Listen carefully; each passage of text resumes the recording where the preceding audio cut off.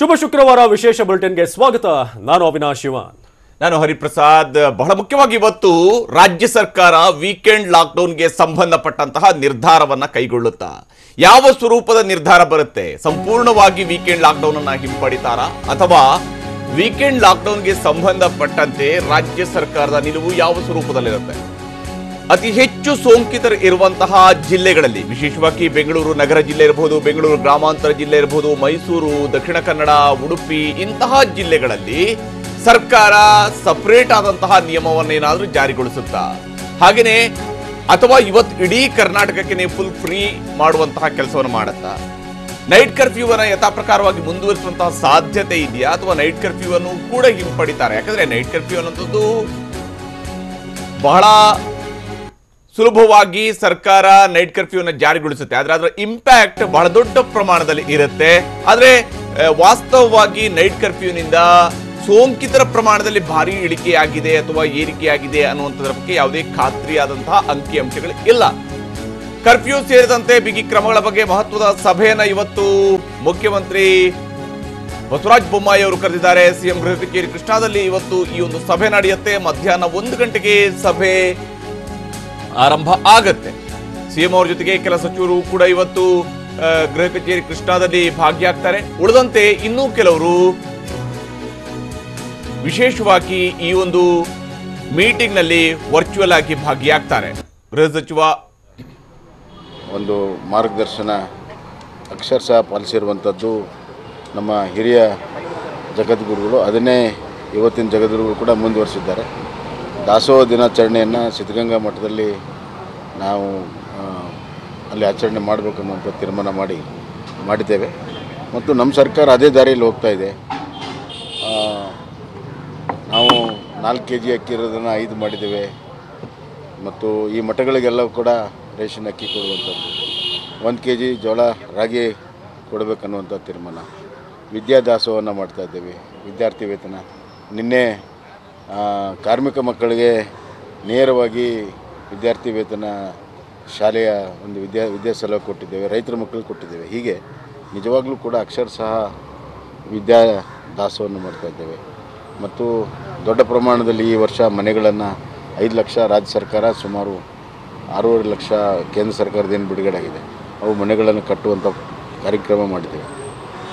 ಹೀಗಾಗಿ ಅನ್ನದಾಸೋಹ, ಆಶ್ರಯ ದಾಸೋಹ ಮತ್ತು ಅಕ್ಷರ ದಾಸೋಹ, ವಿದ್ಯಾದಾಸೋಹವನ್ನು ನಾವು ನಮ್ಮ ಒಂದು ಕಾಯಕ ರೂಪದಲ್ಲಿ ನಮ್ಮ ಸರ್ಕಾರ ಮಾಡ್ತಾಯಿದೆ. ಈ ಹಿನ್ನೆಲೆಯಲ್ಲಿ ಸಿದ್ಧಗಂಗಾ ಮಠಕ್ಕೆ ಭೇಟಿ ಕೊಟ್ಟು ಗುರುಗಳ ಆಶೀರ್ವಾದ ಪಡೆದು ಮಕ್ಕಳ ಜೊತೆಗೆ ನನ್ನ ಸಮಯವನ್ನು ಕಳಿಬೇಕನ್ನುವಂಥ ತೀರ್ಮಾನವನ್ನು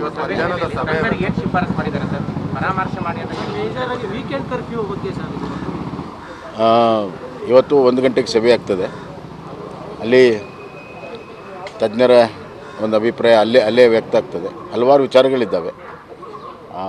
ಹಲವಾರು ಸಂಘ ಸಂಸ್ಥೆಗಳು ತಮ್ಮ ವ್ಯವಹಾರದ ಪರವಾಗಿ ಮಾತನಾಡಿರುವಂಥದ್ದಿದೆ. ಹಲವಾರು ತಜ್ಞರು ಆರೋಗ್ಯ ದೃಷ್ಟಿಯಿಂದನೂ ಕೂಡ ಅವರ ಅಭಿಪ್ರಾಯಗಳನ್ನು ಇವತ್ತು ಕೊಡ್ತಾರೆ ಮತ್ತು ಹಲವಾರು ರಾಜಕೀಯ ನಾಯಕರು, ಕೇಂದ್ರ ಸಚಿವರು ಆದಿಯಾಗಿ ತಮ್ಮ ಅಭಿಪ್ರಾಯಗಳನ್ನು ಸೂಚನೆಯನ್ನು ಮಾಡಿದ್ದಾರೆ. ಇವೆಲ್ಲವನ್ನು ಕೂಡ ನಾವು ಗಮನದಲ್ಲಿಟ್ಟು ವಿಶೇಷವಾಗಿ ತಜ್ಞರ ಒಂದು ವರದಿ, ಅಭಿಪ್ರಾಯ ಮತ್ತು ಈಗಾಗಲೇ ಕೋವಿಡ್ 3ನೇ ಅಲೆ ಯಾವ ಥರ ಬಿಹೇವ್ ಆಗಿದೆ ಮತ್ತು ಮುಂದೆ ಯಾವ ರೀತಿ ಇದು ರೂಪಾಂತರ ತಾಳಬಹುದು ಅನ್ನುವಂಥದ್ದು ಮತ್ತು ಅದಕ್ಕೆ ಬೇಕಾಗಿರುವಂಥ ಹೆಲ್ತ್ ಇನ್ಫ್ರಾಸ್ಟ್ರಕ್ಚರ್ ಏನಾಗುತ್ತೆ, ಅದ್ರ ಮೇಲೆ ಏನು ಒಂದು ಭಾರ ಬರುತ್ತೆ, ಹೆಲ್ತ್ ಇನ್ಫ್ರಾಸ್ಟ್ರಕ್ಚರ್ ಮೇಲೆ ಬರುವಂಥ ದಿನಗಳಲ್ಲಿ ಏನಾಗುತ್ತೆ ಅನ್ನುವಂಥದ್ದನ್ನು ಕೂಡ ಇವೆಲ್ಲವನ್ನು ಕೂಡ ಗಮನಿಸಿ ಒಟ್ಟಾರೆ ಎಲ್ಲ ಆಯಾಮಗಳನ್ನು ಗಮನಿಸಿ ಒಂದು ಸೂಕ್ತವಾದಂಥ ತೀರ್ಮಾನವನ್ನು ನಾವು ಮಾಡ್ತೇವೆ. ಅವೆಲ್ಲ ನೀವು ಕೇಳಿರುವಂಥ ಎಲ್ಲ ಪ್ರಶ್ನೆಗಳಿಗೆ ಅಲ್ಲಿ ನಮ್ಮ ತಜ್ಞರ ಅಭಿಪ್ರಾಯವನ್ನು ಪಡ್ಕೊಂಡು ಅದೇ ಹೇಳಿದ್ನಲ್ಲ, ಇದುವರೆಗೂ ನಾವು ತೆಗೆದುಕೊಂಡಿರುವಂಥ ಕ್ರಮ, ಅದರ ಪರಿಣಾಮ, ಮುಂದೆ ಅಲೆ ಯಾವ ರೀತಿ ಆಗ್ಬೋದು, ಅದಕ್ಕೆ ನಮ್ಮ ಸಿದ್ಧತೆಗಳು ಏನಿದೆ, ಏನು ಮಾಡ್ಬೋದು ಅನ್ನುವಂಥದ್ದು ನಾವು ಒಂದು ವೈಜ್ಞಾನಿಕವಾಗಿ ನೋಡ್ತಾ ಇದ್ದೇವೆ. ಇದನ್ನು ವೈಜ್ಞಾನಿಕವಾಗಿ ನೋಡಿ ಕ್ರಮಗಳನ್ನು ನಾವು ತೆಗೆದುಕೊಳ್ತೀವಿ. ಸರ್ ಕೋವಿಡ್ ಪರಿಹಾರ ಚೆಕ್ ಇತರೆ ಕಾರಣಗಳನ್ನ ನೀಡಿ ಬೌನ್ಸ್ ಆಗ್ತಾ ಇದೆ. ಅದೇ ಒಂದು ಯಾವುದೋ ಒಂದು ಜಿಲ್ಲೆಯಲ್ಲಿ ಅದನ್ನು ಸರಿ ಮಾಡೋದಕ್ಕೆ ಸೂಚನೆಯನ್ನು ಕೊಡ್ತಾರೆ. ಅದೆಲ್ಲವೂ ತೀರ್ಮಾನ ಮೀಟಿಂಗ್. ಇದು ಬಸವರಾಜ ಬೊಮ್ಮಾಯಿಯವರ ಮಾತು. ಇವತ್ತು ನಾವು ಮಧ್ಯಾಹ್ನ 1 ಗಂಟೆಗೆ ಸರಿಯಾಗಿ ಒಂದು ಸಭೆಯನ್ನು ಕರೆದಿದ್ದೀವಿ. ಆ ಸಭೆಯಲ್ಲಿ ಎಲ್ಲ ತೀರ್ಮಾನಗಳನ್ನು ನಾವು ಕೈಗೊಳ್ತೇವೆ. ಎಲ್ಲ ಆಯಾಮಗಳನ್ನು ಗಮನಿಸಿ ಸೂಕ್ತ ನಿರ್ಧಾರಕ್ಕೆ ಸರ್ಕಾರ ಬರುತ್ತೆ. ಯಾಕಂದರೆ ಒಂದು ಬಿಸ್ನೆಸ್ ದೃಷ್ಟಿಯಿಂದ, ಉದ್ಯಮದ ದೃಷ್ಟಿಯಿಂದ, ಉದ್ಯಮಿಗಳ ಅಭಿಪ್ರಾಯದ ದೃಷ್ಟಿಯಿಂದಲೂ ಕೂಡ ನಾವು ಯೋಚನೆಯನ್ನು ಮಾಡಬೇಕಾಗತ್ತೆ, ಜೀವನ ಸಾಗಿಸುವಂತಹ ದೃಷ್ಟಿ. ಇನ್ನೊಂದು ಜೀವದ ದೃಷ್ಟಿ ಅಂದರೆ ಆರೋಗ್ಯದ ದೃಷ್ಟಿ. ಆರೋಗ್ಯಕ್ಕೆ ಸಂಬಂಧಪಟ್ಟಂತೆ ತಜ್ಞರೂ ಕೂಡ ಕೆಲವು ಸಲಹೆಗಳನ್ನು ಕೊಡಬಹುದು. ಅವರ ಸಲಹೆಗಳು ಕೂಡ ಬಹಳ ಮುಖ್ಯವಾಗಿ ನಾವು ಪರಿಗಣಿಸಬೇಕಾಗತ್ತೆ ಅನ್ನುವಂತಹ ಅಭಿಪ್ರಾಯವನ್ನ ಮುಖ್ಯಮಂತ್ರಿ ಬಸವರಾಜ ಬೊಮ್ಮಾಯಿ ಅವರು ಹೇಳ್ತಾ ಇದ್ದಾರೆ.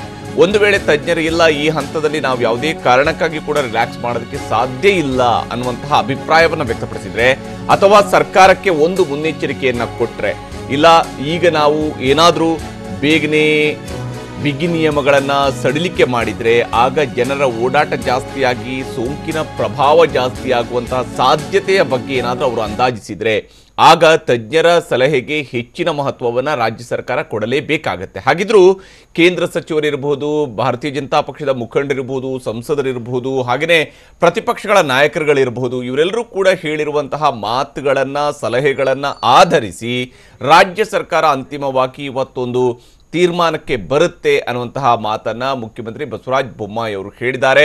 ಕೇಂದ್ರ ಸಚಿವರು ಕೂಡ ನಮಗೆ ಈ ಸಂಬಂಧವಾಗಿ ಸಲಹೆಗಳನ್ನು ನೀಡಿದ್ದಾರೆ. ಹಾಗೆಯೇ ರಾಜಕೀಯ ಮುಖಂಡರು ಕೂಡ ಸಲಹೆಗಳನ್ನು ನೀಡಿದ್ದಾರೆ. ವಿವಿಧ ಸಂಘ ಸಂಸ್ಥೆಗಳು ಕೂಡ ತಮ್ಮ ಅಭಿಪ್ರಾಯವನ್ನು ತಿಳಿಸಿವೆ. ವಿಶೇಷವಾಗಿ ಉದ್ಯಮ ವಲಯ ತನ್ನದೇ ಆದಂತಹ ಒಂದು ಆತಂಕವನ್ನು, ಕನ್ಸರ್ನನ್ನು ವ್ಯಕ್ತಪಡಿಸಿರುವಂಥದ್ದು. ಎಲ್ಲ ಕಾರಣಕ್ಕಾಗಿ ನಾವು ಇವೆಲ್ಲವನ್ನು ಕೂಡ ಪರಿಗಣಿಸಿಯೇ ತೀರ್ಮಾನಕ್ಕೆ ಬರ್ತೇವೆ ಅನ್ನುವ ಮಾತನ್ನ ಬಸವರಾಜ ಬೊಮ್ಮಾಯಿ ಅವರು ಹೇಳಿದ್ದಾರೆ.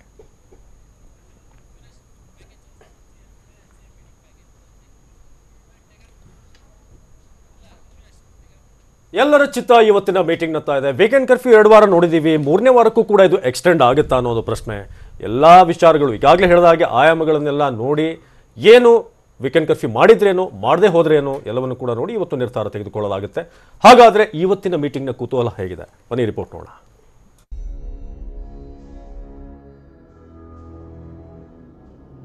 ದುಡಿದ್ರೆ ಸಂಜೆ ಮಾಡಿ ಊಟ ನಮಗೆ, ನೀವು ಲಾಕ್ಡೌನ್ ಮಾಡ್ರಿ ನಾವು ಎಲ್ಲಿಂದ ತಿನ್ನೋದು?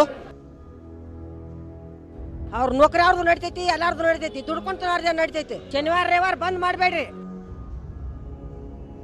ಹಲವಾರು ಜನಕ್ಕೆ ತಮ್ಮ ಬದುಕನ್ನು ನಡೆಸಲಿಕ್ಕೆ ಬಹಳಷ್ಟು ಕಷ್ಟವಾಗಿರುವಂಥದ್ದಿದೆ. ಜೀವ ಮತ್ತು ಜೀವನ ಇವೆರಡನ್ನೂ ಕೂಡ ಗಮನದಲ್ಲಿಟ್ಕೊಂಡು ತೀರ್ಮಾನವನ್ನ 1 ಗಂಟೆಗೆ ಪ್ರಕಟ ಮಾಡ್ತೀರಿ.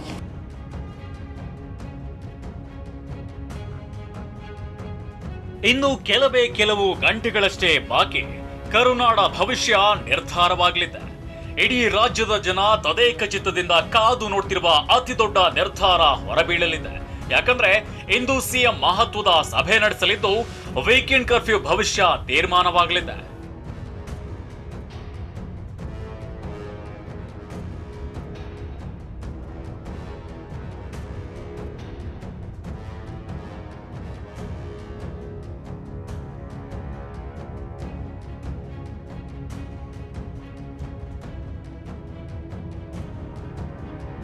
ವೀಕೆಂಡ್ ಕರ್ಫ್ಯೂ ಇರುತ್ತಾ, ತೆರವಾಗುತ್ತಾ?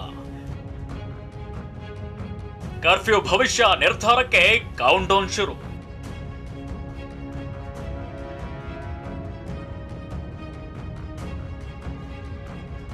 ವೀಕೆಂಡ್ ಕರ್ಫ್ಯೂ ಮುಂದುವರಿಯುತ್ತಾ ಅಥವಾ ಈ ವಾರವೇ ರದ್ದಾಗಿ ಬಿಡುತ್ತಾ ಅನ್ನೋ $1 ಮಿಲಿಯನ್ ಪ್ರಶ್ನೆಗೆ ಇಂದೇ ಉತ್ತರ ಸಿಗಲಿದೆ. ಮಧ್ಯಾಹ್ನ 1 ಗಂಟೆಗೆ ಗೃಹ ಕಚೇರಿ ಕೃಷ್ಣಾದಲ್ಲಿ ಸಿಎಂ ಬಸವರಾಜ ಬೊಮ್ಮಾಯಿ ನೇತೃತ್ವದಲ್ಲಿ ಹೈ ವೋಲ್ಟೇಜ್ ಮೀಟಿಂಗ್ ನಡೆಯಲಿದೆ. ಆರೋಗ್ಯ ಸಚಿವರು, ಕಂದಾಯ ಸಚಿವರು, ಆರೋಗ್ಯ ಇಲಾಖೆ ಹಿರಿಯ ಅಧಿಕಾರಿಗಳು ಸೇರಿ ಹಲವರು ಸಭೆಯಲ್ಲಿ ಭಾಗಿಯಾಗಲಿದ್ದಾರೆ. ಸಭೆಯಲ್ಲಿ ವಾರಾಂತ್ಯದ ಕರ್ಫ್ಯೂ ಮುಂದುವರಿಸುವ ಬಗ್ಗೆ ತೀರ್ಮಾನವಾಗುತ್ತಾ ಅಥವಾ ಕ್ಯಾನ್ಸಲ್ ಮಾಡ್ತಾರಾ ಅನ್ನೋದ್ರ ಬಗ್ಗೆ ಮಹತ್ವದ ನಿರ್ಧಾರ ಕೈಗೊಳ್ಳಲಿದ್ದು ಬೆಂಗಳೂರು ಸೇರಿ ಕರುನಾಡಿನ ಭವಿಷ್ಯ ನಿರ್ಧಾರವಾಗಲಿದೆ.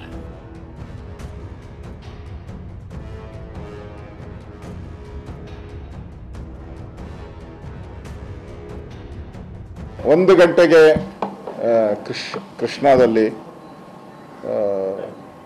ಕೋವಿಡ್ಗೆ ಸಂಬಂಧಪಟ್ಟಂತೆ ಹೊಸ ಗೈಡ್ಲೈನ್ಸ್ಗೆ ಸಂಬಂಧಪಟ್ಟಂತೆ ಒಂದು ಮಹತ್ವದ ಸಭೆಯನ್ನು ಮಾನ್ಯ ಮುಖ್ಯಮಂತ್ರಿಗಳು ಕರೆದಿದ್ದಾರೆ. ಕೋವಿಡ್ಗೆ ಸಂಬಂಧಪಟ್ಟಂಥ ಸಚಿವರುಗಳು ಇನ್ಯಾರ್ಯಾರು ಇದ್ದಾರೋ ಗೊತ್ತಿಲ್ಲ, ಎಲ್ಲರ ಸಭೆಯನ್ನು ಕರೆದಿದ್ದಾರೆ 1 ಗಂಟೆಗೆ.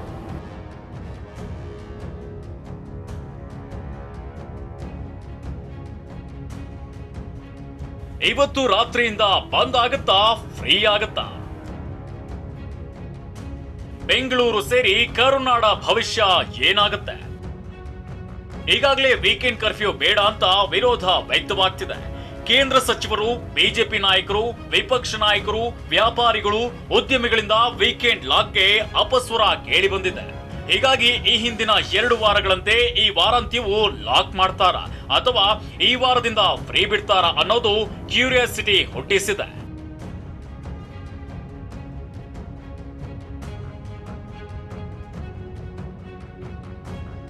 ಗೊಂದಲ ಪರಿಹಾರಕ್ಕೆ ತಜ್ಞರ ಮೊರೆ ಹೋದ ಸಿಎಂ.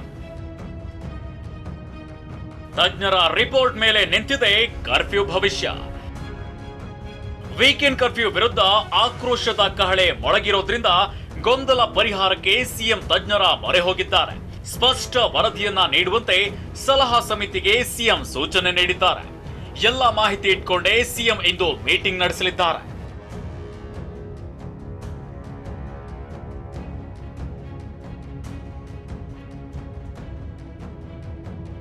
ಅಂದಹಾಗೆ ಸಭೆಯಲ್ಲಿ ತಜ್ಞರಿಂದ ವರದಿ ಪಡೆಯಲಿರುವ ಸಿಎಂ ವೀಕೆಂಡ್ ಕರ್ಫ್ಯೂ ಬೇಕಾ ಬೇಡವಾ ಅನ್ನೋ ಬಗ್ಗೆ ಚರ್ಚಿಸಲಿದ್ದಾರೆ. ಅಲ್ಲದೆ ಜನವರಿ 30ರವರೆಗೂ ಕರ್ಫ್ಯೂ ಜಾರಿ ಮಾಡಬೇಕಾ ಅಂತ ಈಗಾಗಲೇ ತಜ್ಞರಿಂದ ವರದಿ ಕೇಳಿದ್ದಾರೆ. ಇದೇ ವರದಿ ಮೇಲೆ ಸಭೆಯಲ್ಲಿ ಚರ್ಚೆ ನಡೆಸಲಿದ್ದಾರೆ. ಅಲ್ಲದೆ ಲಾಕ್ ತೆಗೆದು ಸಮಸ್ಯೆ ಎದುರಾದ್ರೆ ಹೇಗೆ ನಿಭಾಯಿಸಬೇಕು, ನಮ್ಮಲ್ಲಿ ಬೇಕಾಗುವಷ್ಟು ಬೆಡ್ಗಳ ವ್ಯವಸ್ಥೆ ಇದೆಯಾ, ಮೆಡಿಕಲ್ ಎಮರ್ಜೆನ್ಸಿ ಸೃಷ್ಟಿಯಾಗುತ್ತಾ, ಒಂದು ವೇಳೆ ಸೃಷ್ಟಿಯಾದ್ರೆ ಏನ್ ಮಾಡಬೇಕು ಅನ್ನೋ ಬಗ್ಗೆ ಸುದೀರ್ಘ ಚರ್ಚೆಯನ್ನ ನಡೆಸಲಿದ್ದಾರೆ. ಅಲ್ಲದೆ ಸದ್ಯ ಸೋಂಕಿತರ ಸಂಖ್ಯೆ 50,000 ಆಸುಪಾಸಿನಲ್ಲಿದ್ದು ಯಾವಾಗ ಪೀಕ್ಗೆ ಹೋಗುತ್ತೆ ಅಂತನೂ ವರದಿ ಪಡೆಯಲಿದ್ದಾರೆ. ಎಲ್ಲ ಲೆಕ್ಕಾಚಾರ ಹಾಕಲಿರುವ ಸಿಎಂ ಅಂತಿಮ ನಿರ್ಧಾರವನ್ನ ಕೈಗೊಳ್ಳಲಿದ್ದಾರೆ. ತಜ್ಞರ ವರದಿ ಕೂಡ ಏನು ರಿಪೋರ್ಟ್ ಕೊಟ್ಟಿದೆ ಇವೆಲ್ಲವನ್ನ ಗಮನದಲ್ಲಿಡ್ತೀರಿ.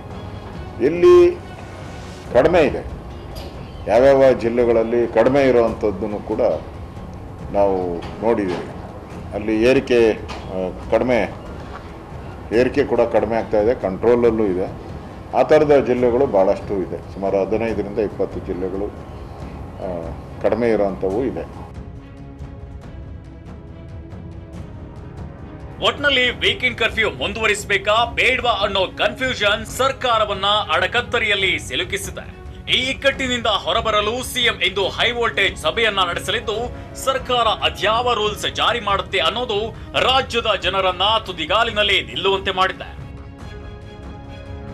Bureau report, TV9. ನಾವು ಚರ್ಚೆಯನ್ನು ಆರಂಭಿಸೋಣ. ನಮ್ಮ ಜೊತೆಗೆ ವೈರಾಣು ಶಾಸ್ತ್ರಜ್ಞರಾಗಿರುವ ಡಾಕ್ಟರ್ ರವಿ ಅವರು ಜಾಯ್ನ್ ಆಗಿದ್ದಾರೆ. ಸಾಂಕ್ರಾಮಿಕ ರೋಗ ನಿರೋಧಕ ತಜ್ಞರಾಗಿರುವ ಡಾಕ್ಟರ್ ಸುನೀಲ್ ಅವರು ಮತ್ತು ಡಾಕ್ಟರ್ ಪ್ರದೀಪ್ ಅವರು ಕೂಡ ಕಾರ್ಯಕ್ರಮದಲ್ಲಿ ಜಾಯ್ನ್ ಆಗಿದ್ದಾರೆ. ಮೊದಲಿಗೆ ಡಾಕ್ಟರ್ ರವಿ ಅವರ ಮೂಲಕವಾಗಿ ಮಾತನ್ನು ಆರಂಭಿಸ್ತೀರಿ. ಡಾಕ್ಟರ್ ರವಿ ಅವರು, ಈಗ ಸರ್ಕಾರದ ಮೇಲೆ ಸಾಕಷ್ಟು ಸ್ವರೂಪದ ಒತ್ತಡಗಳಿದೆ. ಒಂದು, ಉದ್ಯಮ ವಲಯ, ದುಡಿಯುವ ವರ್ಗ ಇವರೆಲ್ಲರೂ ಕೂಡ ವೀಕೆಂಡ್ ಲಾಕ್ಡೌನ್ ಬೇಡ, ನೈಟ್ ಕರ್ಫ್ಯೂ ಬೇಡ ಅನ್ನುವಂತಹ ಅಂಶಗಳನ್ನು ಹೇಳ್ತಾರೆ. ಇದೆಲ್ಲವೂ ಕೂಡ ಆರ್ಥಿಕತೆಯ ವಿಚಾರಕ್ಕೆ ಸಂಬಂಧಪಟ್ಟಂಥ ಅಂಶಗಳನ್ನು ಮುಂದಿಟ್ಟುಕೊಂಡು ಮಾಡ್ತಾ ಇರುವ ಪ್ರತಿಪಾದನೆ. ಆದರೆ ಆರೋಗ್ಯ ಅನ್ನುವಂತಹ ವಿಚಾರಗಳು ಕೂಡ ಬಹಳ ಮುಖ್ಯವಾದಂತಹ ಪರಿಗಣನೆಗೆ ತೆಗೆದುಕೊಳ್ಳಲೇಬೇಕಾಗಿರುವಂಥದ್ದು ಈ ಸಾಂಕ್ರಾಮಿಕ ರೋಗದ ಸಂದರ್ಭದಲ್ಲಿ. ಹೀಗಾಗಿ ಇನ್ನೂ ಕೋವಿಡ್ ಪೀಕ್ಗೆ ತಲುಪಿಲ್ಲ ಅನ್ನುವಂಥ ಅಂಶವನ್ನು ಪದೇ ಪದೇ ಆರೋಗ್ಯ ಸಚಿವರು ಹೇಳ್ತಾ ಇದ್ದಾರೆ. ವಾಸ್ತವ ಏನಿದೆ, ಯಾವ ಸ್ವರೂಪದ, ಅಂದರೆ ಈಗ ಇದೊಂದು ಕಾಮನ್ ಫ್ಲೂ ಥರ ಇದೆ, ಕಾಮನ್ ಕೋಲ್ಡ್ ಥರ ಇದೆ, ಹಾಗಾಗಿ ಜಾಸ್ತಿ ಏನು ಪರಿಣಾಮ ಆಗೋದಿಲ್ಲ ಅಂತ ಹೇಳಿ ನೆಗ್ಲೆಕ್ಟ್ ಮಾಡೋದಕ್ಕೆ ಸಾಧ್ಯ ಆಗುತ್ತಾ ಡಾಕ್ಟರ್ ರವಿ ಅವರೇ? ನೋಡಿ, ನಾನು ಈ ರೀತಿ ಹೇಳ್ಬೇಕು ಅಂತಂದ್ರೆ ಸರ್ಕಾರ ಎಲ್ಲೋ ಒಂದ್ ಕಡೆ ಎಡುತ್ತಾ ಇದೆ. ಏನಪ್ಪಾ ಅಂದ್ರೆ ನಾವು ಎಲ್ಲಾನು ಕಂಪಲ್ಸರಿ ಮಾಡ್ತೀವಿ, ಇವಾಗ ಮಾಸ್ಕ್ ಹಾಕೊಳ್ಳಿ ಅಥವಾ ಸ್ಯಾನಿಟೈಸರ್ ಅಥವಾ ಡಿಸ್ಟೆನ್ಸ್ ಅಂತ ಹೇಳ್ತಾ ಇದೀವಿ. ಆದ್ರೆ ಮಾಸ್ಕ್ ನ ನೀವು ಎಷ್ಟು ಸಾರಿ ಚೇಂಜ್ ಮಾಡ್ತೀರಾ? ಹೌದು, ಪ್ರತಿ ಸಾರಿಗೆ. ಈಗ ಒಂದ್ ಮಾಸ್ಕ್ ಹಾಕೊಂಡಿರ್ತಾರೆ, ಎದರ್ಕೆಗೋಸ್ಕರ ಜನಸಾಮಾನ್ಯ ಹೊರಗಡೆ ಬಂದ ತಕ್ಷಣ ಜೋಬಿಂದ ತೆಗೆದ್ಬಿಟ್ಟು ಹಾಕೊಂಡ್ಬಿಡ್ತಾನೆ. ಹೌದು. ಆದ್ರೆ ಎಷ್ಟ್ ದಿವ್ಸ ಆಯ್ತು ಅದ್ ಮಾಸ್ಕ್ ಹಾಕೊಂಡು? ಆ ಮಾಸ್ಕ್ ನ ಚೇಂಜ್ ಮಾಡಿದಾರ? ಆ ಮಾಸ್ಕ್ ನ ಒಗ್ದಿದಾರ? ಹೌದು. ಅಥವಾ ಬೆಳಿಗ್ಗೆ ಎದ್ದ ತಕ್ಷಣ ಅವ್ನ ಮನ್ಸಲ್ಲಿ ಗುನ್ಗುಡ್ತಾ ಇರ್ತದೆ, ಹೊರಗಡೆ ಹೋದ ತಕ್ಷಣ ನೋಡಪ್ಪ ಫೈನ್ ಹಾಕ್ಬಿಡ್ತಾರೆ, ಏನ್ ಮಾಡೋದು ಅಂತ. ಆ ಮಾಸ್ಕ್ ನ ತಗೊಂಡೋಗಿ ಒಗೆಯೋಣ ಅಂತ ಹೋಗ್ತಾನೆ. ಹೊಗೆನ ಅಂತ ಹೋದ್ರೆ ನೀರ್ ಸಿಗೋದಿಲ್ಲ ಅವ್ನಿಗೆ. ಓಕೆ, ಕೈ ತೊಳೆಯೋಣ ಅಂತ ಹೋದ್ರೆ ಸೋಪ್ ಇರೋದಿಲ್ಲ. ಡಿಸ್ಟೆನ್ಸ್ ಕ್ರಿಯೇಟ್ ಮಾಡೋಣ ಅಂದ್ರೆ ನಮ್ಮ ಭಾರತ ದೇಶದಲ್ಲಿ ನೋಡಿದ್ರೆ ಎಲ್ಲ ಒಂದು ಮನೆಯಲ್ಲಿ ಏನಿಲ್ಲ ಅಂದ್ರೂ ಒಂದು 10 ಜನ ಆದ್ರೂ ಇರ್ತೀವಿ. ಹೌದು, ಹೇಗೆ ಡಿಸ್ಟೆನ್ಸ್ ಕವರ್ ಮಾಡೋದು? ಎಲ್ಲೋ ಇಷ್ಟೆಲ್ಲ ನಾವು ಪ್ರಿಕಾಷನ್ ತಗೊಂಡು ಇದು ಎಲ್ಲಾರ್ಗು ನಾವು ಫೈನ್ ಎಲ್ಲ ಹಾಕಿ ಎಲ್ಲೋ ಒಂದ್ ಕಡೆ ಎಡುತ್ತಾ ಇದೀವ ಅನ್ಸುತ್ತೆ. ಹೌದು, ಅದಕ್ಕೋಸ್ಕರ ನಾವು ಏನ್ ಮಾಡ್ಬೇಕಪ್ಪ ಅಂತಂದ್ರೆ ನಮ್ಮ ಬೇಸಿಕ್ ಕಮ್ಯುನಿಟೀಸ್, ನಮ್ಮ ಮೂಲಭೂತ ಸೌಕರ್ಯನ ನಾವು ಫಸ್ಟ್ ಕ್ರಿಯೇಟ್ ಮಾಡ್ಬೇಕು. ಮತ್ತೆ ಈ ಆರೋಗ್ಯಕ್ಕೆ ಬಜೆಟ್ ಅನ್ನೋದು ಯಾವುದೇ ದೇಶದಲ್ಲಿ ಆಗ್ಲಿ ಹೆಲ್ತ್ ಬಜೆಟ್ ಜಾಸ್ತಿ ಇರ್ಬೇಕು, ಮೋರ್ ದನ್ 50% ಇರ್ಬೇಕು. ಅವಾಗ ನೀವು ಎಲ್ಲಾನು ಪ್ರೊವೈಡ್ ಮಾಡಕ್ ಸಾಧ್ಯ. ಓಕೆ, ಸರ್ಕಾರ ಎಲ್ಲಾರ್ಗುನು ಮಾಸ್ಕ್ ಕೊಟ್ರೆ ಅವ್ರು ಮಾಸ್ಕ್ ನಾದ್ರೂ ಇಟ್ಕೊಳ್ತಾರೆ. ಒಬ್ಬ 10 ರೂಪಾಯಿ ದಿನಕ್ಕೆ ದುಡಿತಾನೆ ಅಂತಂದ್ರೆ ಅವನು ಮಾಸ್ಕ್ ತಗೊಳ್ಬೇಕಂದ್ರೆ 15 ರೂಪಾಯಿ ಆದ್ರೂ ಸೆಲವು ಮಾಡ್ಬೇಕಾಗುತ್ತೆ ಅವನು. ಹೌದು, ಆ 15 ರೂಪಾಯಿನ ಎಲ್ಲಿಂದ ತರ್ತಾನೆ ಅವನು? ಏನ್ ಮಾಡ್ತಾನೆ? ಯಾವ್ದೋ ಒಂದ್ ಸಿಕ್ಕಿದ್ ಮಾಸ್ಕ್ ನ ಜೋಬ್ನಲ್ಲಿ ಇಟ್ಕೊಂಡು ಓಡಾಡ್ತಾ ಇರ್ತಾನೆ. ಪೊಲೀಸ್ನವ್ರು ಬಂದ ತಕ್ಷಣ ಹಾಕೊಳ್ತಾನೆ. ವೈರಾಣುಗಳು ಎಲ್ಲಿ ಹೊರಗಡೆ ಹೋಗುತ್ತೆ? ವೈರಾಣು ಅಲ್ಲೇ ಇದೆ. ಹೌದು, ವೈರಾಣು ಸರ್ಕ್ಯುಲೇಟ್ ಆಗ್ತಾ ಹೋಗುತ್ತೆ. ನಿಜ. ವಾಶ್ ಮಾಡಕ್ಕೆ ನಮ್ಮ ಹತ್ರ ವಾಟರ್ ಇಲ್ಲ, ಸೋಪ್ ಇಲ್ಲ, ಇದನ್ನೆಲ್ಲ ಡಿಸ್ಟೆನ್ಸ್ ಕ್ರಿಯೇಟ್ ಮಾಡಕ್ ಆಗಲ್ಲ ಅಂದ್ಮೇಲೆ ಬೇರೆ ಯಾವುದೋ ಒಂದು ವಿಧದಲ್ಲಿ ನಾವು ಸರ್ಕಾರ ಎಡಗುತ್ತಾ ಇದೆ. ಇದನ್ನ ಕಂಟ್ರೋಲ್ ಮಾಡಕ್ ಸಾಧ್ಯ ಆಗ್ತಾ ಇಲ್ಲ. ಸೊ ಹೆಲ್ತ್ ಬಜೆಟ್ ನ ಇಂಪ್ರೂವ್ ಮಾಡಿ, ಎಲ್ಲಾರ್ಗೂ ಮಾಸ್ಕ್ ಕೊಡ್ಸಿ, ಎಲ್ಲಾರ್ಗು ನೀವು ಸ್ಯಾನಿಟೈಸರ್ ಸಪ್ಲೈ ಮಾಡಿ, ಮನೆ ಮನೆಗೂ ಸಪ್ಲೈ ಮಾಡಿ, ಕಿಟ್ ಕೊಡಿ. ಅವಾಗಾದ್ರೂ ನಾವು ಸ್ವಲ್ಪ ಮುಂದುವರಿಬಹುದು ಅನ್ನೋ ಒಂದು ಪರಿಸ್ಥಿತಿ ಬರುತ್ತೆ. ಇಲ್ಲ ಅಂದ್ರೆ ಬರೀ ವೀಕೆಂಡ್ ಕರ್ಫ್ಯೂ ಅಥವಾ ನೀವು ಏನು ಸ್ಟ್ರಿಕ್ಟ್ ಕಂಪಲ್ಸರಿ ಮಾಡ್ತಾ ಇದೀರೋ, ಇಷ್ಟು ದಿವಸ ಮಾಡಿದ್ಮೇಲೆ ನೀವೇನಾದ್ರು ಕಂಟ್ರೋಲ್ ಮಾಡಿದೀರಾ? ಎಷ್ಟು ಬಗ್ಗೆ ಕಂಟ್ರೋಲ್ ಆಗಿದೆ? ದಿನೇ ದಿನೇ ಹೆಚ್ಚುತ್ತಾನೆ ಇದೆ. ಲಕ್ಷ, ನೆನ್ನೆ 1 ಲಕ್ಷ ಅಂದ್ರು, 2 ಲಕ್ಷ ಅಂದ್ರು, 3 ಲಕ್ಷ, ಇನ್ನೊಂದ್ ವಾರ ಹೋದ್ರೆ ಇನ್ನೂ ಜಾಸ್ತಿ ಆಗ್ತಾನೆ ಹೋಗುತ್ತೆ. ನಿಜ. ಸೊ ಇದೇ ರೀತಿ ನೀವು ಜನಗಳ ಆರ್ಥಿಕ ಪರಿಸ್ಥಿತಿ ನೋಡ್ಬೇಕು. ಪಾಪ ನೋಡಿದ್ರೆ ಕಣ್ಣೀರ್ ಬರುತ್ತೆ. ಜನಗಳು ಎಷ್ಟು ಕಷ್ಟ ಪಡ್ತಾ ಇದ್ದಾರೆ. ದಿನ ಅವರು ಊಟಕ್ಕೆ ಪರದಾಡ್ತಾ ಇದ್ದಾರೆ. ಕೆಲವ್ರೇನೋ ಗವರ್ಮೆಂಟ್ ಕೆಲಸದಲ್ಲಿ ಇರೋರಿಗೆ ಕೆಲ್ಸಕ್ಕೆ ದಿನಕ್ಕೆ ಹೋಗದೆ ಇದ್ರು ಅವ್ರಿಗೆ ಸಂಬಳ ಬರ್ಬೋದು. ಆದ್ರೆ ದಿನಗೂಲಿ, ಡೈಲಿ ವೇಜಸ್ ಏನ್ ಮಾಡ್ಬೇಕು ಅವ್ರಿಗೆ? ನಿಜ. ಡಾಕ್ಟರ್ ರವಿ ಅವರು ಮಾತಾಡ್ತೀರಾ ನಮ್ಮ ಜೊತೆಗೆ, ಅದರ ಬಗ್ಗೆ ಡೀಟೇಲ್ ಆಗಿ ಮತ್ತೆ ಮಾತಾಡ್ತೀರಿ. ಡಾಕ್ಟರ್ ಸುನಿಲ್ ಅವರು ನಮ್ಮ ಜೊತೆಗೆ ಜಾಯ್ನ್ ಆಗಿದ್ದಾರೆ. ಡಾಕ್ಟರ್ ಸುನಿಲ್ ಅವರೇ, ತಾವೇನು ಹೇಳ್ತೀರಿ? ಈಗ ವೀಕೆಂಡ್ ಕರ್ಫ್ಯೂ ಅಥವಾ ನೈಟ್ ಕರ್ಫ್ಯೂ ಇವುಗಳನ್ನ ಮುಂದುವರಿಸುವಂತದ್ರಿಂದ ನಿಜಕ್ಕೂ ಸೋಂಕಿನ ಹರಿದಾಟವನ್ನ ಬಹಳ ವೇಗವಾಗಿ ಹೋಗ್ತಾ ಇರುವಂತ ತಡೆಯೋದಕ್ಕೆ ಸಾಧ್ಯ ಆಗ್ತದೆ, ಅಥವಾ ನಾವು ಪೀಕ್ಗೆ ತಲುಪೋದಿಲ್ಲ ಅನ್ನುವಂತಹ ಗುರಿಯನ್ನ ಸಾಧಿಸೋದಕ್ಕೆ ಸಾಧ್ಯ ಆಗುತ್ತಾ? ಹರಿಪ್ರಸಾದ್, ಈಗ ನಮ್ದು ಲಾಸ್ಟ್ ಏನು 4-5 ಡೇಸ್ ಅಥವಾ 10 ಡೇಸ್ ರಿಪೋರ್ಟ್ ನೋಡ್ತಾ ಹೋದ್ರೆ ಕೇಸಸ್ಗಳ ಸಂಖ್ಯೆ ಜಾಸ್ತಿ ಆಗ್ತಾ ಹೋಗ್ತಾ ಇದೆ.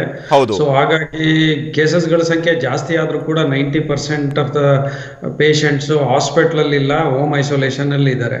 ಸೊ ಮೊದಲೆಲ್ಲ ನಾವು ಮಾತಾಡ್ಬೇಕಾದ್ರೆ ಏನ್ ಹೇಳ್ತಾ ಇದ್ದೀವಿ, ಕೇಸಸ್ ನೋಡಿ ಮತ್ತೆ ಪಾಸಿಟಿವಿಟಿ ರೇಟ್ ನೋಡ್ಬಿಟ್ಟು ಒಂದು ಡಿಸಿಷನ್ ತಗೋಬೇಕು ಅಂತ ಒಂದು ಅಭಿಪ್ರಾಯ ಇತ್ತು. ಈಗ ಏನಾಗ್ತಾ ಇದೆ, ಹೊಸದಾಗಿ ಒಂದು ಅಭಿಪ್ರಾಯ ಹೇಳ್ಬೇಕು ಅಂದ್ರೆ, ಒಂದು ಹಾಸ್ಪಿಟಲೈಸೇಷನ್ ಎಷ್ಟು ಜನ ಆಗ್ತಾ ಇದೆ, ಮತ್ತೆ ಆಕ್ಸಿಜನ್ ಅದಕ್ಕೆ ಎಷ್ಟು ಜನ ಬೇಕು, ಮತ್ತೆ ಡೆತ್ಸ್ ಏನಾಗ್ತಾ ಇದೆ.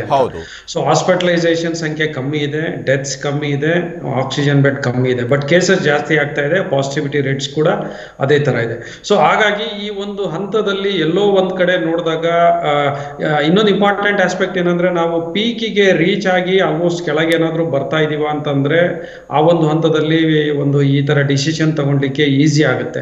ಸೊ ಈಗ ಕೊನೆ ವಾರದಲ್ಲಿ ನಮ್ಮ ಕರ್ನಾಟಕಕ್ಕೆ ಪೀಕ್ ಹೋಗ್ಬೋದು, ರೀಚ್ ಆಗುವಂತ ಸಾಧ್ಯತೆಗಳಿದೆ ಅಂತ ಇದ್ದಾಗ ಸರ್ಕಾರ ಇದೆಲ್ಲದನ್ನು ಅವಲೋಕನ ಮಾಡಿ ಒಂದು ಡಿಸಿಷನ್ ತಗೋಬೇಕಾಗುತ್ತೆ. ಇಂಪಾರ್ಟೆಂಟ್ ಆಸ್ಪೆಕ್ಟ್, ಮೊದಲಾದ್ರೆ ಬರೀ ಬ್ಯಾಂಗ್ಳೂರ್ ಇತ್ತು, ಬ್ಯಾಂಗ್ಳೂರಲ್ಲಿ ಒಂದು 90% ಕೇಸಸ್ ಇತ್ತು, ಡಿಸಿಷನ್ ತಗೋಬೋದಿತ್ತು.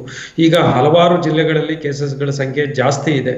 ಸೊ ಹಾಗಾಗಿ ಜಾಸ್ತಿ ಇದ್ರೂ ಕೂಡ ಹಾಸ್ಪಿಟಲೈಸೇಷನ್ ಇಲ್ಲ, ಬಟ್ ಸ್ಟಿಲ್ ಕೇಸಸ್ಗಳ ಸಂಖ್ಯೆ ಜಾಸ್ತಿ ಇದೆ. ಆಮೇಲೆ ಇನ್ನೊಂದು ಇಂಪಾರ್ಟೆಂಟ್ ಆಸ್ಪೆಕ್ಟ್, ಕೆಲವಾರು ಈವನ್ ಕೆಲವಾರು ಜಿಲ್ಲೆಗಳಲ್ಲಿ ಕೂಡ ರೂರಲ್ ಪ್ಲೇಸಸ್ ಅಂದ್ರೆ ಹಳ್ಳಿಗಳಲ್ಲಿ ಕೂಡ ಸೋಂಕು ಜಾಸ್ತಿ ಆಗ್ತಾ ಇದೆ. ಅದಕ್ಕಾಗಿ ಒಂದು ಹೋಮ್ ಐಸೋಲೇಷನ್ಗೆ ವೈದ್ಯರ ನಡೆ ಹಳ್ಳಿಗಳ ಕಡೆ ಅಂತ ಕಾರ್ಯಕ್ರಮ ಎಲ್ಲ ಮಾಡ್ತಾ ಇದ್ದಾರೆ. ಸೊ ಇವೆಲ್ಲದನ್ನ ಪರಿಸ್ಥಿತಿನ ಅವಲೋಕನ ಮಾಡಿಬಿಟ್ಟು ಒಂದು ಡಿಸಿಷನ್ ತಗೋಬೇಕಾಗುತ್ತೆ. ಯಾಕಂದ್ರೆ ತಾವು ಹೇಳ್ದಂಗೆ ಆಗ್ಲೇ ಜೀವ ಮತ್ತೆ ಜೀವನ ಎರಡು ಇಂಪಾರ್ಟೆಂಟು.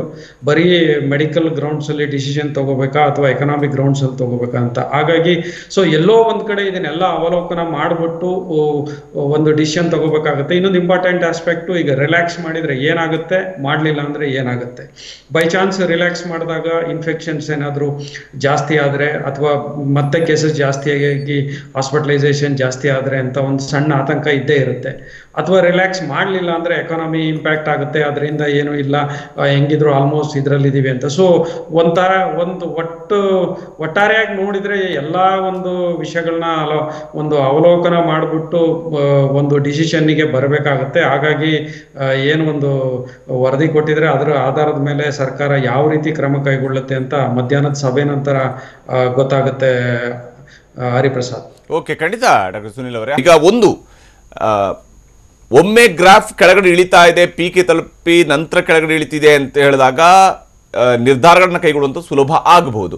ಮತ್ತು ಹೆಚ್ಚಿನ ಜನಸಮುದಾಯದಲ್ಲೂ ಕೂಡ ಹೆಚ್ಚಿನವರಿಗೆ ಈಗ ಸೋಂಕು ಬಂದು ಹೋಗಿರುತ್ತೆ. ಹಾಗಾಗಿ ಇಮಿಡಿಯೇಟ್ ಆಗಿ ಸೋಂಕು ಬಹಳ ವೇಗವಾಗಿ ಹರಿದಾಡೋದಕ್ಕೆ ಸಾಧ್ಯ ಇಲ್ಲ ಅನ್ನುವಂಥ ಒಂದು ಅಂದಾಜನ್ನು ಕೂಡ ಮಾಡ್ತಾರೆ. ಆದರೆ ಇಲ್ಲಿ ಇನ್ನೂ ಕೂಡ ಪೀಕ್ ತಲುಪಿಲ್ಲ ಅನ್ನೋದನ್ನ ಆರೋಗ್ಯ ಇಲಾಖೆ ಪದೇ ಹೇಳ್ತಾ ಇದೆ. ಇನ್ನೊಂದು ಕಡೆಯಲ್ಲಿ ಆರ್ಥಿಕತೆಯ ವಿಚಾರವನ್ನು ನೋಡಲೇಬೇಕು ಅನ್ನೋ ಒತ್ತಡ ರಾಜಕೀಯವಾಗಿಯೂ ಇದೆ, ಜನಸಮುದಾಯದಿಂದಲೂ ಕೂಡ ಇಂಥದ್ದೊಂದು ಒತ್ತಡ ಇದೆ. ಈಗ ಸರ್ಕಾರ ಆರೋಗ್ಯದ ದೃಷ್ಟಿಯಿಂದ ತೆಗೆದುಕೊಳ್ಬೇಕಂತ ನಿರ್ಧಾರ ಎಷ್ಟು ಮಹತ್ವವನ್ನು ಪಡ್ಕೊಳ್ಳುತ್ತೆ ಮತ್ತು ಇದು ಹೇಗೆ ಇಂಪ್ಯಾಕ್ಟ್ ಆಗದಂತೆ ನೋಡ್ಕೊಳ್ಬೇಕು. ಯಾಕಂದ್ರೆ ಆರೋಗ್ಯದ ಮೇಲೆ ಹೆಚ್ಚಿನ ಹೊಡೆತ ಬೀಳದಂತೆ ಕೂಡ ನೋಡ್ಕೊಳ್ಬೇಕಾದ ಜವಾಬ್ದಾರಿ ಅಂತಿಮವಾಗಿ ಸರ್ಕಾರದ ಮೇಲೇ ಇರುತ್ತೆ. ಹೀಗಾಗಿ ಈ ನಿರ್ಧಾರ ಎಷ್ಟು ಕ್ರೂಷಿಯಲ್ ಆಗಿರುತ್ತೆ ಅಂತ ಹರಿಪ್ರಸಾದ್ ಅವರೇ ಆಗ್ಲೇ ಹೇಳ್ತಾ ಇದ್ರಿ. ಇಟ್ ಈಸ್ ಈಗ ಒಂದು ಕೇಸಸ್ಗಳ ಸಂಖ್ಯೆ ಕಮ್ಮಿ ಆದಾಗ, ಇಳಿಮುಗ ಇದ್ದಾಗ ಡಿಸಿಷನ್ ತಗೊಳೋದು ಬಹಳ ಈಸಿ ಆಗುತ್ತೆ. ಈಗ ಏನು ನಮ್ಮ ಒಂದು ಕರ್ನಾಟಕದ ಪ್ರಿಡಿಕ್ಷನ್ಸ್ ಪ್ರಕಾರ ಜನವರಿ 25 ಅಥವಾ ಅಲ್ಲಿಂದ 31 ಒಳಗಡೆ ಇನ್ನ ಪೀಕಿಗೆ ಇನ್ನೂ ಸ್ವಲ್ಪ ಕೇಸಸ್ ಜಾಸ್ತಿ ಆಗ್ಬೋದು ಅಂತ ಇದೆ. ಸೊ ಒಂದು ಹಂತದಲ್ಲಿ ಎಲ್ಲೋ ಒಂದ್ ಕಡೆ ಇರುತ್ತೆ, ಕೇಸಸ್ಗಳ ಸಂಖ್ಯೆ ಇಷ್ಟೊಂದು ಜಾಸ್ತಿ ಆಗುವಂತ ಸಾಧ್ಯತೆಗಳು ಗೊತ್ತಿದ್ದು ಕೂಡ ರಿಲ್ಯಾಕ್ಸ್ ಮಾಡಿದ್ರೆ ಕಷ್ಟ ಆಗ್ಬೋದು ಅಂತ ಒಂದು ಇದು ಬರುತ್ತೆ. ಸೊ ಎಲ್ಲದಕ್ಕೂ ಕೊನೆಗೆ ಏನೇ ಒಂದು ಡಿಸಿಷನ್ ತಗೊಂಡ್ರು ಕೂಡ ಅದನ್ನ ಸರ್ಕಾರದ ಹೊಣೆ ಇರುತ್ತೆ. ಹಾಗಾಗಿ ಒಂದು ಹಂತದಲ್ಲಿ ದಟ್ಸ್ ವಾಟ್ ಯಾವ ಡಿಸಿಷನ್ ತಗೊಳ್ತಾರೆ ಅಂತ we need to wait and watch. Hariprasad, basically ನೋಡ್ತಾ ಹೋದಾಗ 1 ಅಥವಾ 2 ವಾರದ ಮಟ್ಟಿಗೆ ಏನಿದೆ ಕ್ರೂಷಿಯಲ್ ಅಂತ ಅನ್ಸುತ್ತೆ. ಹಾಗಾಗಿ ಎಲ್ಲದ ನಾಮ್ಸ್ನು ರಿಲ್ಯಾಕ್ಸ್ ಮಾಡ್ಲಿಕ್ಕೆ ಆಗಲ್ಲ. ಸೊ ತಾವ್ ಹೇಳದಂಗೆ ಒಂದು ಕಂಪ್ಲೀಟ್ ಆಗಿ ರಿಲ್ಯಾಕ್ಸ್ ಮಾಡ್ತಾರ ಅಥವಾ ಏನಾದರೂ ತೆಗೆದಾಕ್ತಾರ, ಅಂದ್ರೆ ನಿರ್ಬಂಧನೆ ತೆರವುಗೊಳಿಸ್ತಾರ, ಅಥವಾ ಇರೋದ್ರ ನಾಮ್ಸ್ ಅಲ್ಲೇ ಎಕನಾಮಿಗೂ ಇಂಪ್ಯಾಕ್ಟ್ ಆಗ್ದಂಗೆ ಏನಾದ್ರು ಒಂಥರ ಮಾಡಿಫಿಕೇಶನ್ ಮಾಡಿಬಿಟ್ಟು ಇದನ್ನ ಮಾಡ್ತಾರ ಅಂತ ಹೇಳ್ತಾರೆ. ಬಟ್ ಎಲ್ಲದಕ್ಕೂ ಬಹಳ ಇಂಪಾರ್ಟೆಂಟ್ ಆಸ್ಪೆಕ್ಟ್, ಏನೇ ಒಂದು ಮಾಡಿದ್ರು ಕೂಡ ಸರ್ಕಾರ ಜನಗಳು ಸಹಕಾರ ಕೊಡಬೇಕು. ಜನಗಳು ಸಹಕಾರ ಕೊಟ್ಟು ಜನಗಳ ಬಿಹೇವಿಯರ್ ಏನಾದ್ರು ಚೆನ್ನಾಗಿದ್ದು ಬಿಟ್ರೆ ಖಂಡಿತವಾಗ್ಲೂ ಸೋಂಕನ ತಡೆಗಟ್ಟಬಹುದು. ಅದನ್ನ ನಾವು ಕಳೆದ ಎರಡು ಅಲೆಗಳ ಸಂದರ್ಭದಲ್ಲಿ ನೋಡಿದೀವಲ್ಲ ಡಾಕ್ಟರ್ ಸುನಿಲ್ ಅವರು. ಈಗ 3ನೇ ಅಲೆಯ ಸಂದರ್ಭದಲ್ಲಿ ಕೂಡ ನೋಡ್ತಾ ಇದ್ವಿ. ನಾವು ಸಾಮಾನ್ಯ ಜನರ ಮೇಲ್ಗಡೆ ಬಹಳ ಈಸಿಯಾಗಿ ಹೇಳ್ತೀವಿ, ಜನರ ಬಿಹೇವಿಯರ್ ಇವೆಲ್ಲ ವಿಚಾರಗಳ ಹೇಳ್ತಾ ಇದ್ವಿ. ದಂಡ ಹಾಕುವಂಥದ್ದು ಕೂಡ ಬಹುತೇಕ ಹೀಗೆ ಯಾರೋ ಇಂಡಿವಿಜುವಲ್ ಆಗಿ ಯಾರೋ ಓಡಾಡ್ತಿರುವಾಗ ಸಿಕ್ಕಿದಾಗ ಅಂತವ್ರನ್ನ ಹಿಡ್ಕೊಂಡು ದಂಡ ಹಾಕ್ತಾರೆ. ಅದೇ ಮತ್ತೊಂದು ಕಡೆಯಲ್ಲಿ ನಾವು ನೋಡ್ತಾ ಇದ್ವಿ, ಸಭೆ ಸಮಾರಂಭಗಳು, ಸಾರ್ವಜನಿಕ ಸಮಾರಂಭಗಳು ಯಾವ ಸ್ವರೂಪವನ್ನ ಯಾವ ರೂಪಗಳನ್ನ ಪಡ್ಕೊಂಡಿದ್ದಾವೆ, ಯಾವ ಪ್ರಮಾಣದಲ್ಲಿ ಜನ ಸೇರ್ತಾ ಇದ್ದಾರೆ ಅನ್ಕೊಂಡು ಅಲ್ಲೂ ಕೂಡ ಯಾರು ಮಾಸ್ಕ್ ಹಾಕೋದಿಲ್ಲ, ಅಥವಾ ಅಲ್ಲಿರುವಂಥ ನಮ್ಮ ನಾಯಕಗಳು ಕೂಡ ಆ ಮಾಸ್ಕ್ ಹಾಕುವಂಥದ್ದನ್ನ ತೋರಿಸ್ಕೊಳ್ಳೋದಿಲ್ಲ. ಇಂಥ ಸಂದರ್ಭದಲ್ಲಿ ಜವಾಬ್ದಾರಿ ಎಲ್ಲರದ ಮೇಲೂ ಕೂಡ ಇರುತ್ತೆ. ಜವಾಬ್ದಾರಿಯ ಪಾಠವನ್ನು ಇವರೆಲ್ಲರೂ ಕೂಡ ನಮಗೆ ಮಾಡ್ತಾ ಇದ್ದಾರೆ. ಆದರೆ ಅದು ಜವಾಬ್ದಾರಿ ನಿರ್ವಹಣೆ ಆಗ್ತಾ ಇಲ್ಲ ಡಾಕ್ಟರ್ ಸುನಿಲ್ ಅವರೇ. ಈಗ ಇರುವಂಥದ್ದು ಎಷ್ಟರ ಮಟ್ಟಿಗೆ ನಾವು ಅದನ್ನ ಪಾಲಿಸ್ತೀವಿ ಅಂತ ಕೇಳಿದ್ರೆ ಮತ್ತೆ ದೊಡ್ಡ ಕ್ವಶನ್ ಮಾರ್ಕ್ ಇದ್ದೇ ಇದೆ. ನಿಜಕ್ಕೂ ನಮ್ಮಲ್ಲಿ ಅದನ್ನ ಪ್ರಾಕ್ಟಿಕಲಿ ನಾವು ಅದನ್ನ ಫಾಲೋ ಮಾಡ್ತೀವಾ ಇಲ್ಲ ಅನ್ನೋದಕ್ಕೆ ದೊಡ್ಡ ಕ್ವಶನ್ ಮಾರ್ಕ್ ಇದೆ. ಈಗ ಇರುವಂಥದ್ದು ನಿಜಕ್ಕೂ 3ನೇ ಅಲೆ ಈಗಿರುವಂತಹ ಇದುವರೆಗೆ ತೋರಿಸಿರುವಂತಹ ಸ್ವರೂಪದಲ್ಲೇ ಮುಂದುವರಿಯುತ್ತಾ ಅಥವಾ ಅದಕ್ಕಿಂತ ಹೆಚ್ಚಿನ ಹೆಲ್ತ್ ಇಂಪ್ಯಾಕ್ಟ್ ಆಗೋದಕ್ಕೆ ಸಾಧ್ಯತೆಗಳೇನಾದ್ರೂ ಇದೆಯಾ ಡಾಕ್ಟರ್ ಸುನಿಲ್ ಅವರೇ? ಸದ್ಯದ ಮಟ್ಟಿಗೆ ಹರಿಪ್ರಸಾದ್ ಅವರೇ ನೋಡ್ತಾ ಹೋದಾಗ ಈ ಒಂದು 3ನೇ ಅಲೆಯಲ್ಲಿ ಏನ್ ಕೇಸಸ್ ನೋಡ್ತಾ ಇದೀವಿ, ಇಂಪ್ಯಾಕ್ಟ್ ತುಂಬಾ ಕಮ್ಮಿ ಇದೆ ಅಂತ ಹೇಳ್ಬೋದು. ಕೇಸಸ್ಗಳ ಸಂಖ್ಯೆ ಜಾಸ್ತಿ ಇದೆ, but at the same times hospitalisation ಮತ್ತೆ ಸಿವಿಯಾರಿಟಿ ತುಂಬಾ ಒಂಥರ ಕಮ್ಮಿ ಇದೆ ಅಂತ ಹೇಳ್ಬೋದು. ಹಾಗಾಗಿ ಸದ್ಯದ ಪರಿಸ್ಥಿತಿಯಲ್ಲಿ ಈವನ್ ಕೇಸಸ್ಗಳ ಸಂಖ್ಯೆ ಜಾಸ್ತಿ ಆಗ್ತಾ ಹೋದ್ರು ಕೂಡ ಹಾಸ್ಪಿಟಲೈಸೇಷನ್ ಆಗುವಂತ ಸಾಧ್ಯತೆಗಳು ಸದ್ಯದ ಮಟ್ಟಿಗೆ ಕಮ್ಮಿ ಅಂತ ಹೇಳ್ಬೋದು ಹರಿಪ್ರಸಾದ್. ಬಟ್ ಅಗೈನ್ ಆ ರೀತಿಯಾಗಿ ನಾವು ಸಂಪೂರ್ಣವಾಗಿ ಇದು ಮೈಲ್ಡರ್ ಫಾರ್ಮ್ ಇದೆ, ಏನು ಆಗಲ್ಲ ಅಂತ ಸಂಪೂರ್ಣವಾಗಿ ಏನು ನಿರ್ಲಕ್ಷ್ಯನೂ ಮಾಡ್ಲಿಕ್ಕೆ ಆಗಲ್ಲ. ಯಾಕಂದ್ರೆ ಅಂತ ಒಂದು ಸ್ಥಿತಿಯಲ್ಲಿ ಈಗಲೂ ಕೂಡ ಹಾಸ್ಪಿಟಲೈಸೇಷನ್ ಆಗ್ತಾ ಇದೆ, ಈಗಲೂ ಕೂಡ ಸಣ್ಣ ಪುಟ್ಟ ಡೆತ್ಸ್ ಆಗ್ತಾ ಇದೆ. ಸೊ ಇಂಪಾರ್ಟೆಂಟ್ ಆಸ್ಪೆಕ್ಟ್ ಏನಪ್ಪಾ ಅಂದ್ರೆ ಸಾಮಾನ್ಯ ಜನಸಂಖ್ಯೆಯಲ್ಲಿ ಇಂಪ್ಯಾಕ್ಟ್ ಯಾರಿಗೆ ಆಗ್ಬೋದು ಅಂದ್ರೆ, ಈಗ ಯಾರು 2 ಡೋಸ್ ವ್ಯಾಕ್ಸಿನೇಷನ್ ತಗೊಂಡಿಲ್ಲೋ ಅಂತವರಲ್ಲಿ ತುಂಬಾ ಜನ ಹಾಸ್ಪಿಟಲೈಸೇಷನ್ ಆಗುವಂತ ಸಾಧ್ಯತೆ ಇದೆ. ಹಾಗಾಗಿ ಜನಗಳಿಗೆ ಮನವಿ ಮಾಡೋದೇನಂದ್ರೆ, ಯಾರು 2 ಡೋಸ್ ವ್ಯಾಕ್ಸಿನ್ ತಗೊಂಡಿಲ್ಲ ದಯವಿಟ್ಟು ತಗೊಳ್ಳಿ. ಹಾಗೆ ಪ್ರಿಕಾಷನರಿ ಡೋಸ್ ಏನಾದ್ರು ತಮಗೇನಾದ್ರು ಎಲಿಜಿಬಿಲಿಟಿ ಇದ್ರೆ ಅದನ್ನು ಒಂದು ಅಭಿಯಾನ ಸ್ಟಾರ್ಟ್ ಮಾಡಿದೆ, ಅದನ್ನು ತಗೊಂಡ್ರೆ that is the best possible thing ಅಂತ ಅನ್ಸುತ್ತೆ. ಯಾಕಂದ್ರೆ ಈಗ ನಾವು ಹಾಸ್ಪಿಟಲ್ ಅಲ್ಲಿ ಇರುವಂತ ಹಲವಾರು ಸಂಖ್ಯೆಗಳು ನೋಡಿದ್ರೆ ಇದೇ ಆಗ್ತಾ ಇರೋದು. Yes sir, thank you Sunil sir. ಅದೇ ರೀತಿಯಾಗಿ ಡಾಕ್ಟರ್ ರವಿ ಅವ್ರನ್ನ ಕೊನೆಯದಾಗಿ ಹೇಳೋದಾದ್ರೆ, ಇದು ರೈಟ್ ಟೈಮ್ ರವಿ ಅವರೇ ಕೊನೆಯದಾಗಿ ಕ್ವಿಕ್ ಆಗಿ ಹೇಳೋದಾದ್ರೆ ವೀಕೆಂಡ್ ಕರ್ಫ್ಯೂನ ಲಿಫ್ಟ್ ಮಾಡೋದಕ್ಕೆ? ಇವಾಗ ಸರ್ಕಾರ ಒಂದು ಒಳ್ಳೆ ಡಿಸಿಷನ್ ತಗೊಳ್ಬೇಕು. ಜನಗಳೆಲ್ಲ ದಂಗೆ ಹೇಳೋದಕ್ಕೆ ಮುಂಚೆ ನಾವು ಈ ವೀಕೆಂಡ್ ಕರ್ಫ್ಯೂ ಅಂತ ಏನಿದೆ ಅನ್ನೋದನ್ನ ತೆಗೆದು ಸಹಜತೆಗೆ ನೋಡ್ಬೇಕು. ನಾನು ಆಗ್ಲೇ ಹೇಳ್ದಾಗೆ ನಾವು ಏನೇನ್ ಮೆಷರ್ಸ್ ತಗೊಳ್ತಾ ಇದೀವಿ ಅದು ಸರಿಯಾಗಿ ಮಾಡ್ತಾ ಇದೀವಾ, ಎಲ್ಲೋ ಒಂದ್ ಕಡೆ ಸರ್ಕಾರ ಹೇಳುತ್ತಾ ಇದೆ, ಬೇರೆ ಯಾವ್ದಾನ ಒಂದು ಪರ್ಯಾಯ ಯೋಜನೆ ಇದೆಯಾ ಅಂತ ನೋಡ್ಬೇಕೆ ಹೊರತು ವೀಕೆಂಡ್ ಕರ್ಫ್ಯೂ ಅಥವಾ ನಾವು ತುಂಬಾ ಸ್ಟ್ರಿಕ್ಟ್ ಆಗಿ ಮಾಡಿ ಮಾಸ್ಕ್ ಹಾಕೊಳ್ಳಿ ಅದು ಇದು ಅಂತ ಹೇಳ್ತೀವಿ ಅಂತಂದ್ರೆ ತಪ್ಪಾಗುತ್ತೆ. ಆದ್ರೆ ಮಾಸ್ಕ್ ಯಾವ ರೀತಿ ಹಾಕ್ತಾರೆ, ಎಷ್ಟು ಪ್ರಯೋಜನಕಾರಿ ಆಗುತ್ತೆ ಅದನ್ನ ಎಲ್ಲಾರು ಸಹಕರಿಸಿ ಫಾಲೋ ಮಾಡ್ತಾರ ಅನ್ನೋದ್ರ ಮೇಲೆ ಇಂಪ್ಯಾಕ್ಟ್ ಇದು ನಿಂತಿದೆ.